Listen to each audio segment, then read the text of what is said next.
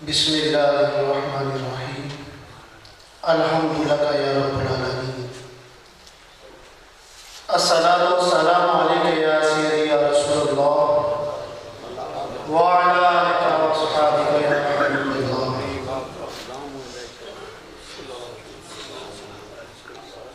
انما الاعمال بالنیات،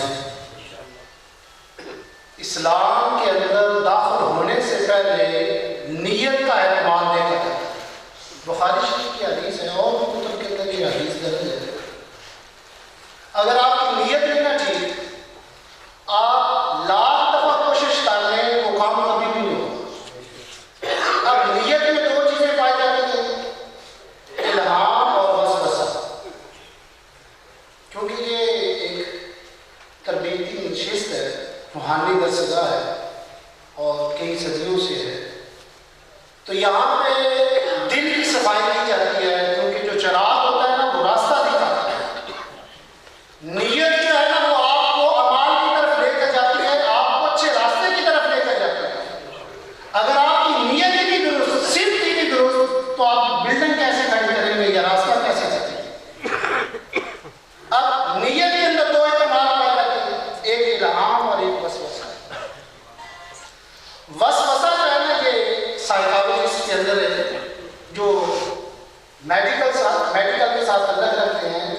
وسوسہ دماغ کے جو سیل ہوتے ہیں نا، جسے ہم خون کہتے ہیں، ان کو ڈیمیج کرتا ہے۔ جب آپ برا خیال سوچیں گے تو آپ کی آنکھوں کی رنگت اور چہرے کی رنگت چینج ہو جاتی ہے۔ جیسے جانوروں کو گھاس ڈال کر ان سے جائیں گے، چاہے جتنا مرضی اسے چاہے بہترین گھاس یا چارہ کوئی بھی چیز ڈال دیں، کھال وغیرہ جو چیز ہو، طاقتور کبھی نہیں ہوگا، وہ کمزور اور کمزور ہی رہے گا۔ کیوں؟ جب اسے دیا جاتا ہے کھانے کے لیے، اسے ڈرا دیا جاتا ہے۔ جو وسوسہ ہوتا ہے نا یہ انسان کو کمزور کرتا ہے، ایمان کے لحاظ سے بھی اور عقیدے کے لحاظ سے۔ جیسے دوسرے مسالے کے بھی لوگ ہیں، وہ وسوسے ڈالتے ہیں۔ جو نیت کے اندر اعتماد پایا گیا ہے وہ یہ دونوں ہیں۔ وسوسہ کیسے پیدا ہوتا ہے؟ جب آپ برا خیال سوچیں گے، اپنے سے بڑی شخصیت کے بارے میں غلط افواہوں پر سوچ لے کر جائیں گے، تو پھر آپ کی باڈی کے اندر جو ہے وہ خون جو ہے وہ ڈیمیج ہونا شروع ہو جاتا ہے، آپ کے ایمان کو کمزور کرتا ہے۔ الہام ہر شخص پہ ہوتا ہے جس کا عقیدہ درست ہے۔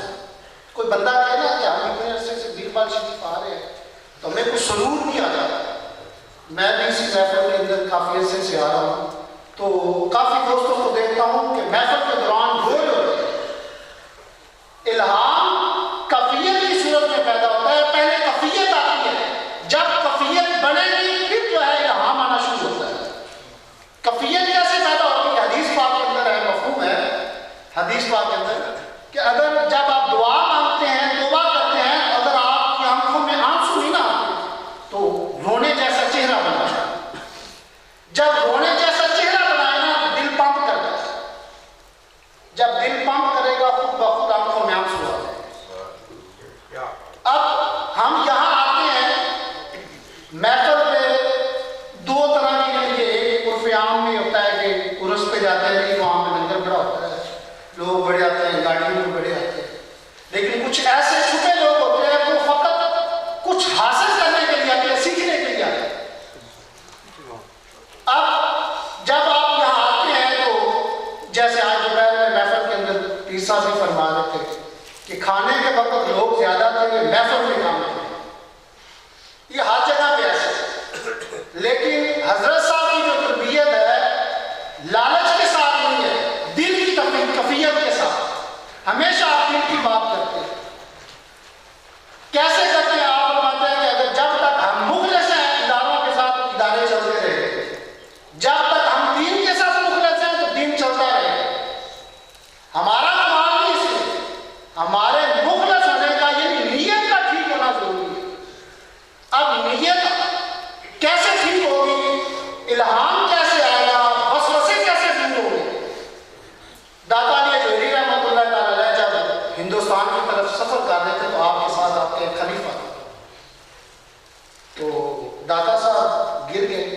گرے تو پاؤں پہ چوٹ لگ گئی.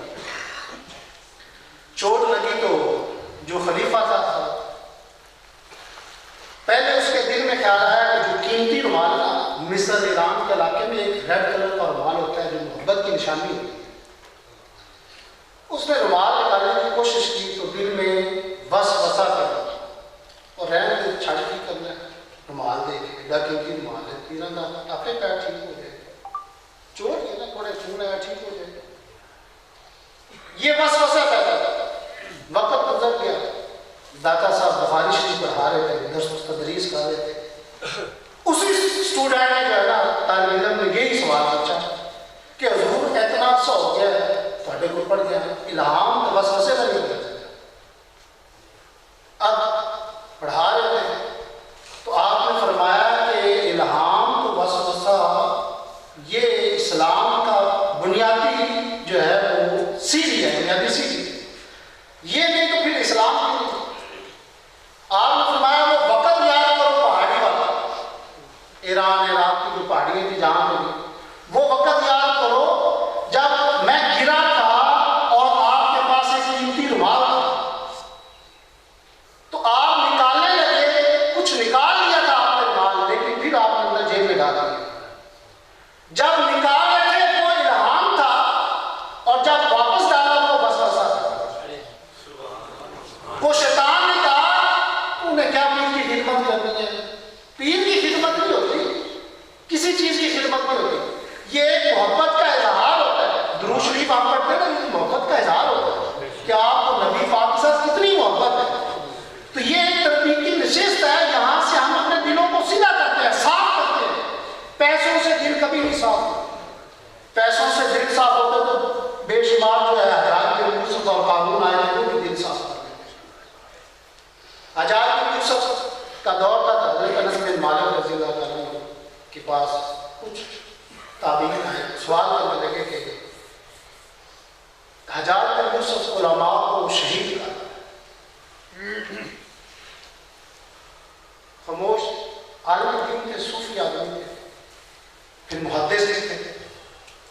پھر دوسری دفعہ تھا حضور حجاج بن یوسف جو ہے وہ علماء کو جو ہے شہید کر رہے.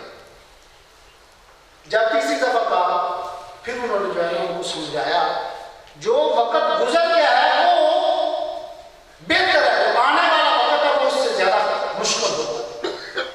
مشکل کیسے ہوگا؟ حضرت ابو بکر عمر فاروق رضی اللہ عنہ کے دور میں اگر کوئی مجرم پکڑا جاتا تھا نا اس کی پگڑی اتاری جاتے تھے. پنڈا کے لوگ کہتے ہیں یار ساری پاک خراب پہنچے تھے, عزت خراب کرتے تھے, پگڑی اتاری جاتے تھے. جب زیاد کا دور آیا اس وقت کوڑے مارے جاتے تھے. جب حجاج کا دور آیا اس وقت بندوں کو مجرموں کو قتل کر دیا جاتا تھا. وقت کے ساتھ ساتھ سزائیں جو ہے تبدیل ہوتی گئی کیونکہ یہ قیامت کے قریب آنے والا وقت ہے. تو یہ جو درسگاہیں ہوتی ہیں یہ ہمیں یہی میسج دیتی ہے کہ یہاں پہ آئیں اور اپنے دلوں کو صاف کریں. جو ہو گیا وہ ہو گیا, آنے والے وقت کے ساتھ جو ہے وہ اپنے دل کو بہتر سے سوچائے اور سمجھائے. یہاں پہ اگر دل کو بہتر نہیں کریں گے آپ کہیں پہ بھی چلے جائیں دل کبھی صاف نہیں ہوگا. کیونکہ میاں شیر محمد رحمۃ اللہ تعالی علیہ ایک ایسا آستانہ ہے جہاں پہ ہر وقت دل کی کیفیت کی بات کی جاتی تھی. عام پنڈا کے اندر یار بندہ منطقی گلا کرتا ہے, منطقی باتیں بھی ہوتی ہیں, دل کی کیفیت کی بات ہوتی ہے. جب کسی کے ساتھ محبت ہوتی نا تو اس کی جیسے ایک عاشق ہے مشروق ہے تو معشوق سامنے بیٹھا ہوگا تو پھر اس کی بھوک بھی ختم ہو جاتی ہے. چاہتا ہے یار میرے سامنے جو ہے یہ بیٹھا رہے بس, اس کو بھوک نہیں لگتی. اب کیونکہ اس کی محبت جو ہے اس کے دل کو بھر دیتی ہے, اس کو بھوک محسوس نہیں ہوتی. جب آپ کو اپنے آستانے کے ساتھ محبت ہوگی نا اس وقت پھر آپ کو بھوک نہیں لگے گی, کھانے کی طلب ہی نہیں لگے گی, صرف زندہ رہنے کے لیے چند روپے لیں گے, کھانے کی ضرورت نہیں رہتی. ایک دفعہ پیر صاحب جو ہے لاہور تشریف لائے تھے, آپ فرمانے لگے اب اللہ تعالیٰ نے سب کچھ دیا ہوا ہے,